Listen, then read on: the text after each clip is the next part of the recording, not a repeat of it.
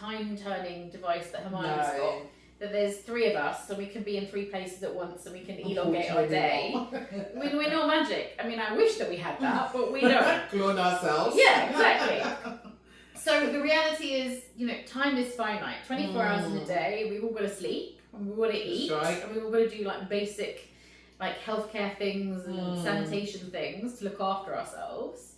And like, where does that time come from for women to be able to do these additional domestic management jobs and family leadership jobs? Well, it comes from... Hello, welcome back to Be Brave Inspire on our series, which we are looking at the fair play, but I think more on the hidden cost of women doing it all. And today's episode, we are joined by Rachel again. Hi. And we are going to explore all of that principles of the fair play method. And Rachel, since our last episode, I have read an article which I found in the Harper's Bazaar magazine and titled, funny enough, The Hidden Cost of Women Doing It All. And in this article, it spoke about how when women do all those triple shifts, as we spoke about in episode 1, take on the shifts when they finish their first job, come in and do the second job at home, the impact it has on their mental health, has on their relationship with their partners, and end up sometimes with health issues. And I thought that was really interesting article to read. We want to explore the principles to help us navigate around this. Sure. Because there is a way around it. There is. And, we shouldn't be feeling so stressed and so exhausted, and we shouldn't be burning out so much that, there is a way to make it fairer and to lighten that load so that women have really good mental and physical health and well-being. Amazing. Just from that article that I read, if you are sitting at home actually feeling, I feel like I'm doing it all.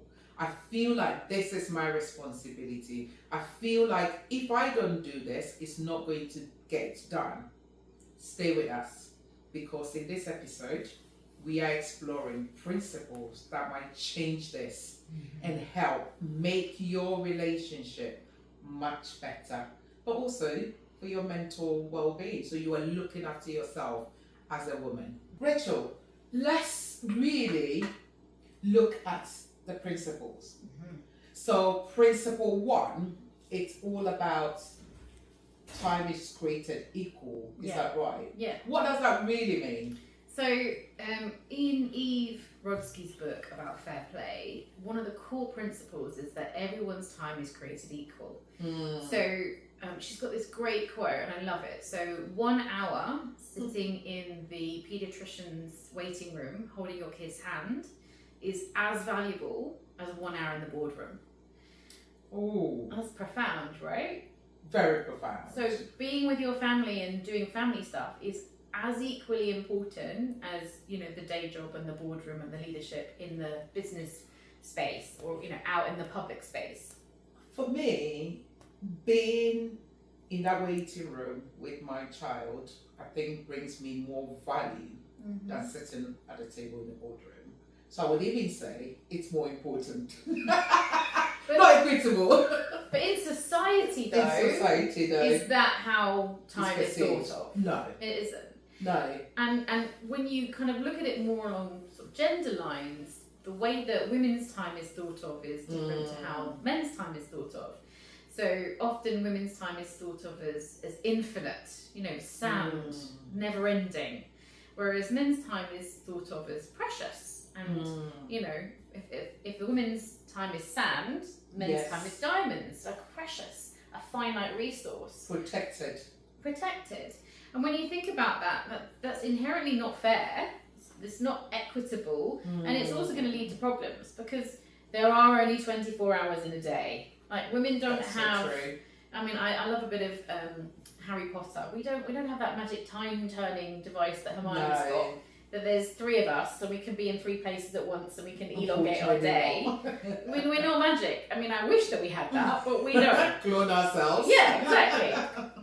So the reality is, time is finite. 24 hours in a day. We've all got to sleep, and we've got to eat, and we've all got to do like basic, like healthcare things and sanitation things to look after ourselves.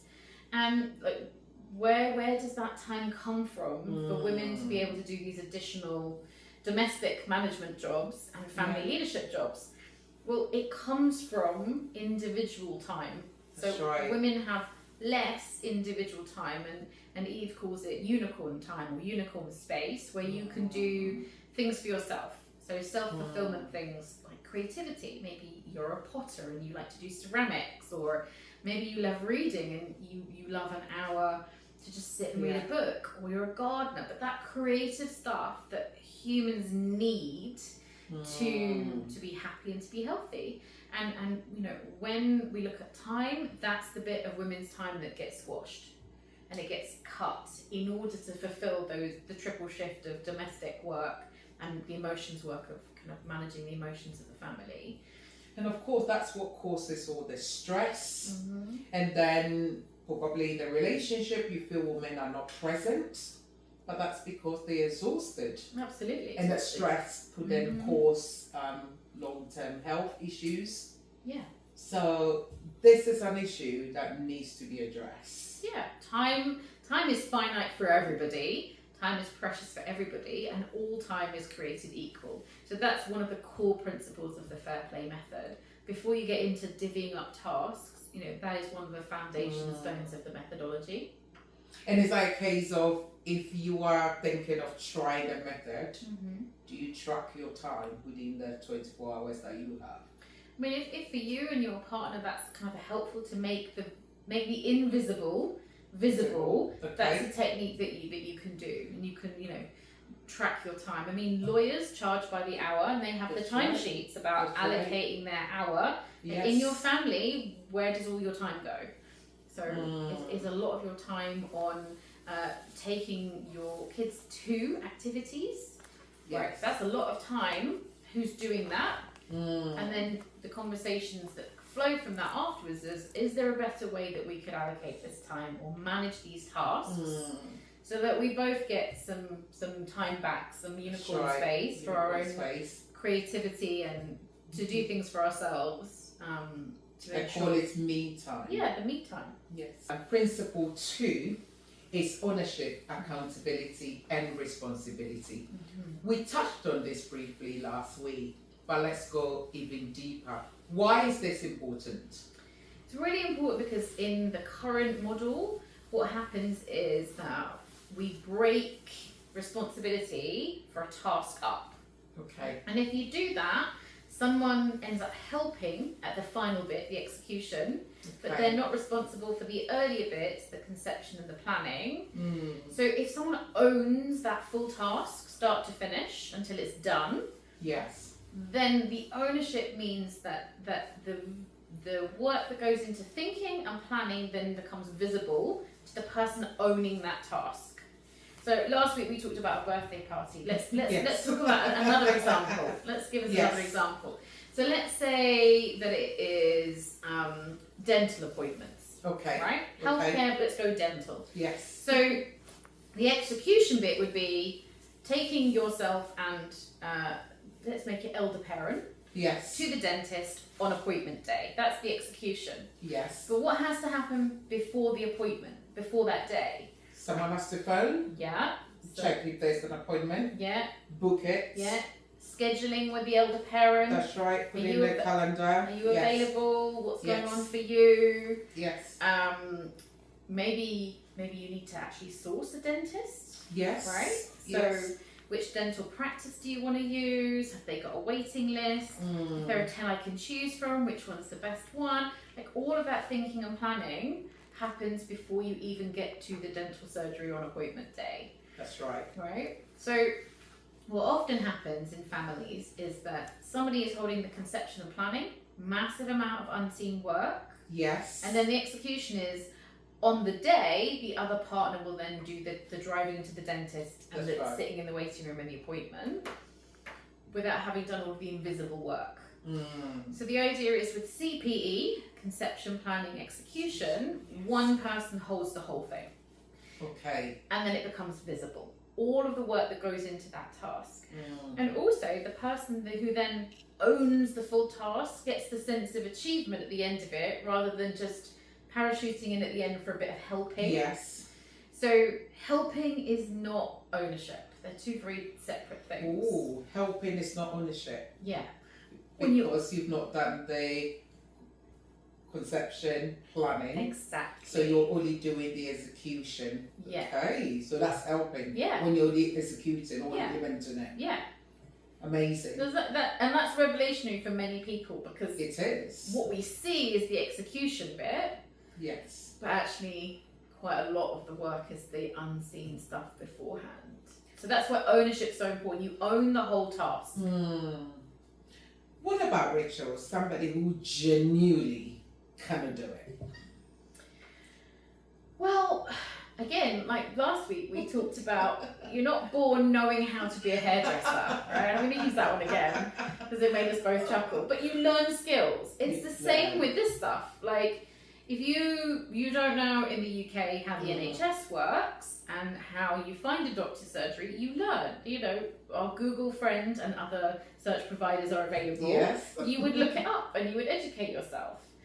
If it's, I don't know, a household skill like painting a wall, right? Maybe you would go online and watch a how-to video. Yes. And read maybe some articles or some blogs from professionals. So these are all skills that you can learn. Could a partner teach the other partner? Yeah. Would that be helping, or would that be part? What would you say? Would that still be ownership? I think that the idea is that you're upskilling your partner. Okay. So, I mean, we were talking earlier about in partnerships, often the woman magically seems to know how to know to do things. Well, it's not really magic. We've been watching. We were watching our mums when we were growing up. That's right. Okay. And when we took on kind of the domestic manager or the mother role in the family, we've been talking with our other female relatives. Like, how do you do it? Oh, okay, that's helpful. We learn. It's a skill that we develop and we learn, either by watching or by getting tips off people. These days, through social media, you know, what's on your Instagram feed? That's right. You're getting the top tips from, about. So it's all skills that you can learn. I mean, some families go further and they actually write like a family instruction manual, like how do you do this task, so that either partner can pick up that task if they need to and be able to do it from start to finish. But we can't assume that everybody in the family unit knows how to do all of these tasks, because they're learned skills. I think that's a really key, important thing to factor in. And also maybe, I'm just thinking whether I like it set in a way, and therefore expecting that it will be done in that particular way. So I see it as both learning curve of the person who is not doing that particular task. Also sit back, maybe after you've educated, you've support, learn to sit back, and that can be really hard. Yeah, it can be like the letting go bit. Letting go bit. Yes. But I think that neatly takes us into principle 3, which is about minimum standards of care. Tell us more. Okay. What is that? I think minimum standards of care help people to let go, one thing, but also it's then an agreement on what done looks like. Okay. So, minimum standards of care is something that's in the fair play method, and it comes from the healthcare sector. Okay. So, in the healthcare sector, what is the minimum standard of care for a patient? Like, if you're in hospital, what's the minimum standard of care? So, if you're in a hospital bed, it'd be clean bedding, however often. Yeah. It would be food, however often. Yeah. So, this idea of minimum standard of care, the fair play method, have taken it and applied it to family tasks. So the idea is that alongside CPE, you also have a minimum standard of care that you agree as a team, so you and your partner or as your family unit. Yeah. And it's this idea of what does done look like.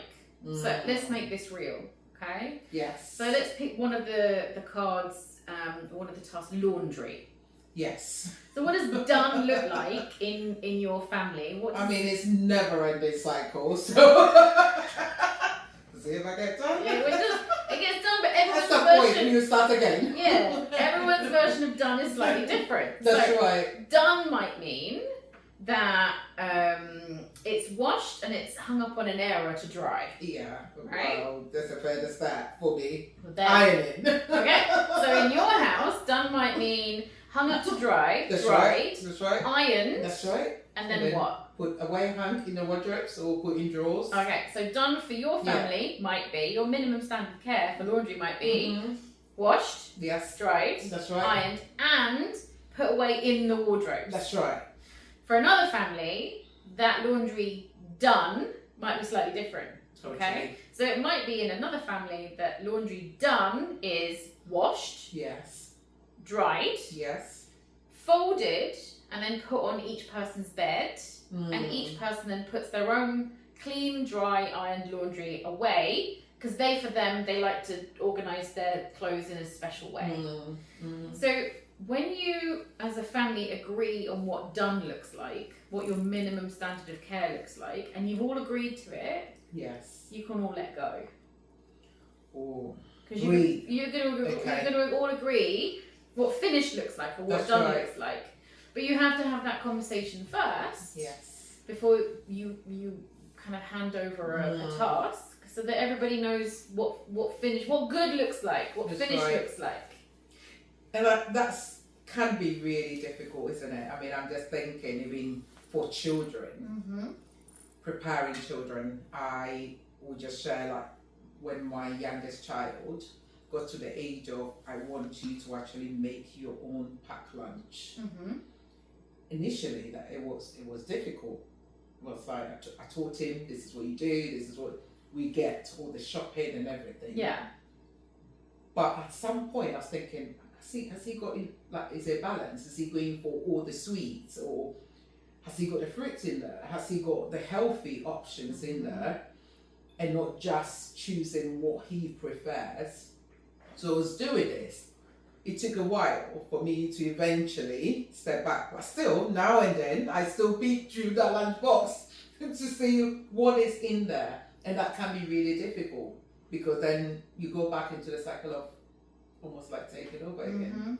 So I would say in that scenario, then I would encourage people to think about what does done look like for packed lunches. Yes. Like, does done include a piece of fruit and a flask of water and some kind of protein and some kind of carbohydrate? Like, what does done look like for your family? Yeah. And it might be that you're really health conscious and that it's got to have a piece of fruit and a piece of veg, and or in another family it might be something slightly different. Yes. It might be that actually for some families the lunchbox is the main meal of the day, so it's got to be kind of a bigger, more substantial meal. That's right, yeah.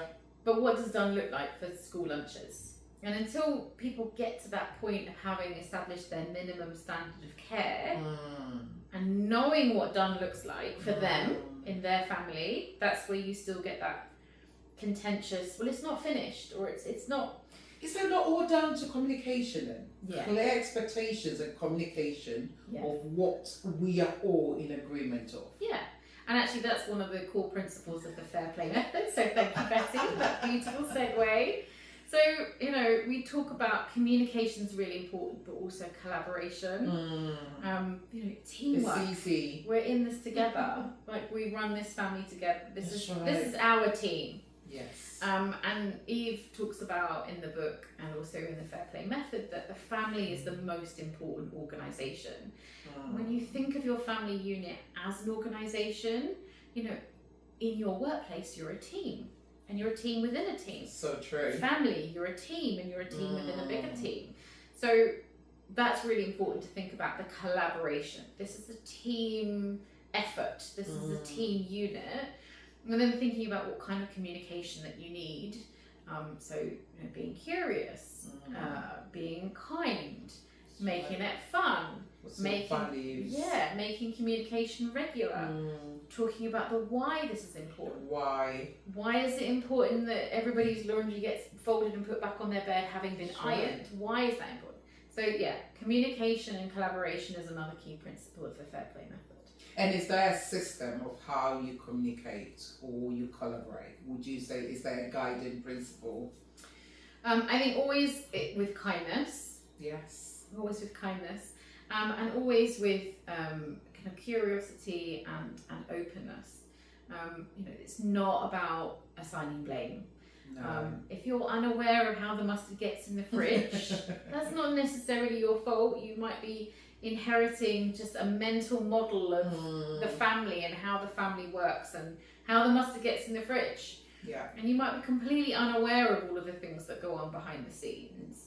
And we talked in session 1 about like a film or a play. As the audience, we watch this amazing production, but we have no idea of what went on behind the scenes to get it to be that good. That's right. That's not our fault. We're not experts in that. But unless we share what's Make going on, visible. Yeah. So definitely communication, collaboration. Yes. Another core principle of the fair play method. Amazing. Thank you for really explaining the core principles. But let's talk about how do you adapt this for different family situations. So let's say a family that do a shift work or a single parent household, or families that is dealing with financial constraints and therefore perhaps the main breadwinner doing some of these, equitable responsibility could cause them financial loss. Okay. So, I think the first thing to say is that it's a flexible method. So you take the principles, you take the 100 cards, so you can actually buy physical cards from Fair Play Life and divvy them up at your table and talk to each other, and some people like to do that, or you can read the list of tasks online. So I think when we're thinking about shift work, we need to go back to core principle about all time is created equal. Okay. So let's imagine it's you and I, and we're co-parenting, and I work nights and you work days. Okay. So when I come home at 8 a.m. It's really my version of 8 p.m. because I need to eat something and then I need to go to bed. And then I need to be asleep during the day so I can get up and then do my night shift. So my sleep time during the day is as valuable and as important as your sleep time during the night time.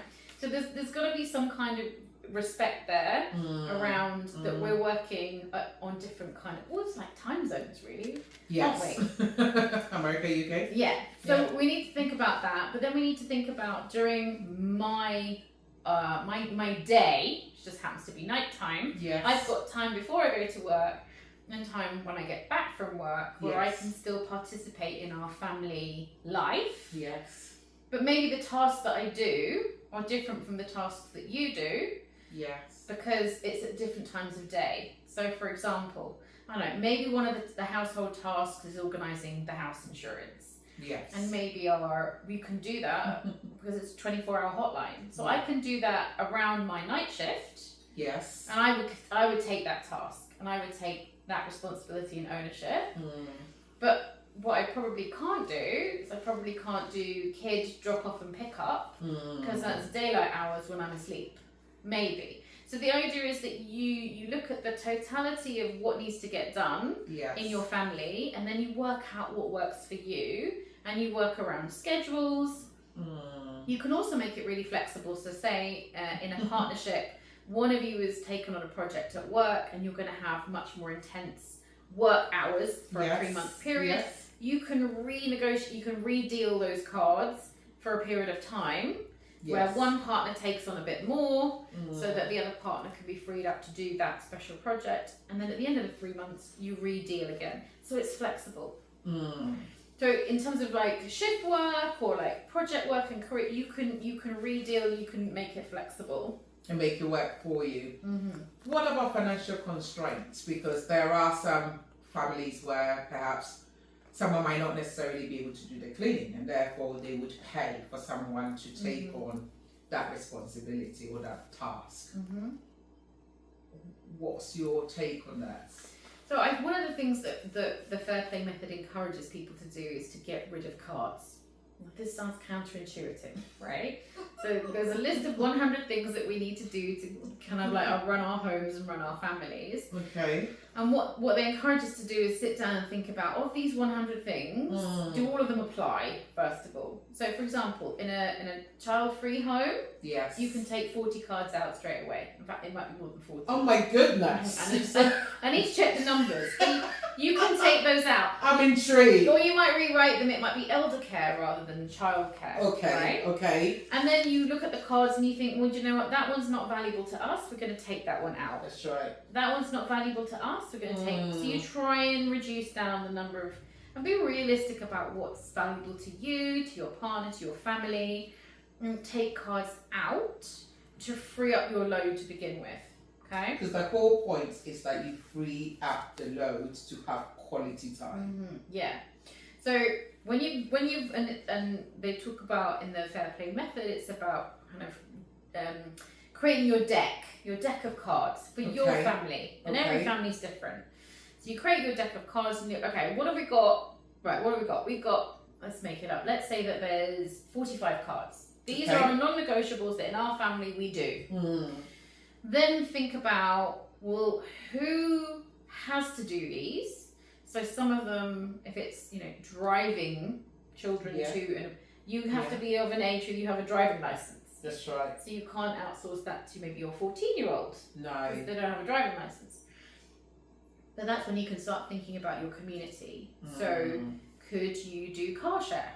Could you trade with friends and neighbours in your community? Take turns. Yeah, and again, shift work, thinking about that.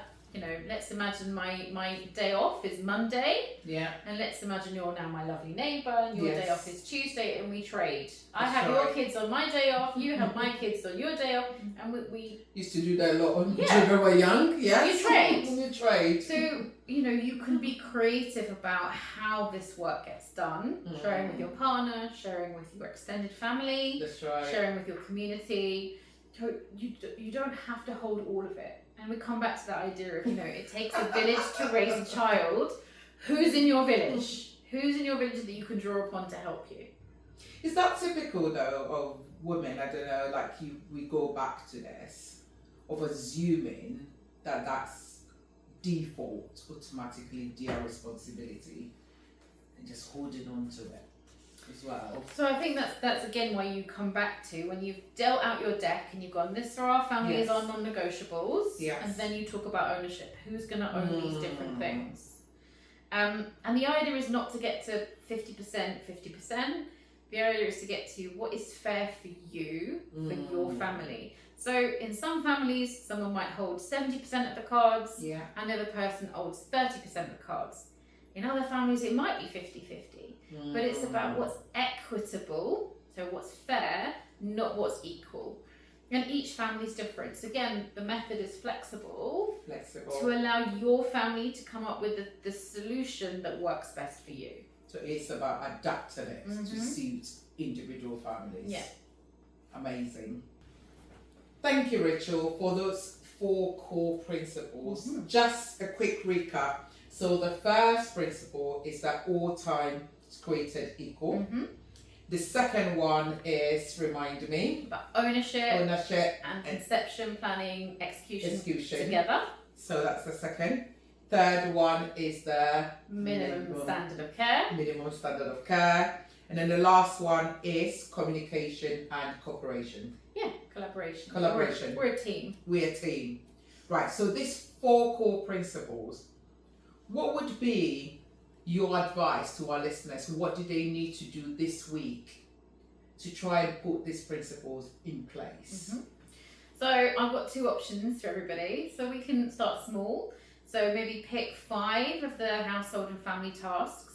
And with your partner sit down and talk about what does done look like. So minimum standard of care. So when it's finished, what does it look like? And are we all agreed on what that is? And then do the CPE, conception, planning, execution, just for 5 tasks, or up to 5. Start small. If that for you is what you can manage this week, or if you want to go bigger, you can go all in. You can sit with the 100 cards and you can deal your deck. Yeah. And the aim is to get rid of lots of them that they're not valuable to our family. That's not what we're about. And get your deck and then start working through your deck. So what does done look like? Minimum standard of care. Yeah. Conception, planning, execution for each card. But you're probably going to do it and then need a break and then go back to it. So that's the bigger version. So you go small, pick 5. Yes. Or you can go all in and do the deck and sort out from your 100 which ones are valuable for your family, and then start working through minimum standard of care and CPE and ownership. I think what's important is don't expect to get everything right at once. It's a journey, not a destination. You're going to be tweaking the system as you need to, for a really long time. So yeah. But what an amazing thing this would be that incredible space that you create to have such a healthy conversation of you thinking we both need to look after ourselves. So it is fair. And we all feel we are taking ownership of everything that we do in our family. That really matters. Thank you, Rachel. Thank you. And to our listeners, if this has brought to you value, I would like to remind you, like it, share it with someone who needs to hear it. Another woman might need to hear it, or another man needs to hear this. Please share it, like it, and don't forget to subscribe to B3 Inspire. Reminding you to go and watch the last episode. It's right on the screen. Just click on that and watch that, which I know will bring you value. Until next time, build your foundation, believe in your potential, and become unstoppable. See you in episode 3. We are talking all about how to invite your partner to the conversation. I love that. Without a fight. Yeah, without a fight. Let's not forget that. Without a fight. Without a fight. Right. Thank you so much, Rachel. Thank you. Look forward to having another discussion next week. Thank you.